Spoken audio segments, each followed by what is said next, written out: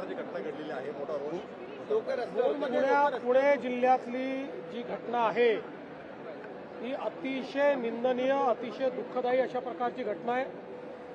3-3.5 वर्षाच्या चिमुकलीवर 65 वर्षाच्या नराधमानं त्या ठिकाणी अत्याचार केला आहे आणि तिचा खून देखील केलेला आहे।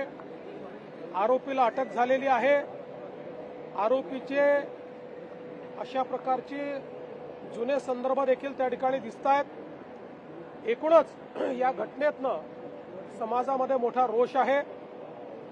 सगळ्यांनाच या घटनेमुळे त्या मुलीच्या बद्दल, त्यांच्या परिवाराबद्दल प्रचंड हळहळ वाटते। आरोपीला अटक तर केलीच आहे, पण मी आश्वस्त करू इच्छितो की फास्ट ट्रॅक कोर्टामध्ये हा संपूर्ण हे प्रकरण आम्ही नेऊ।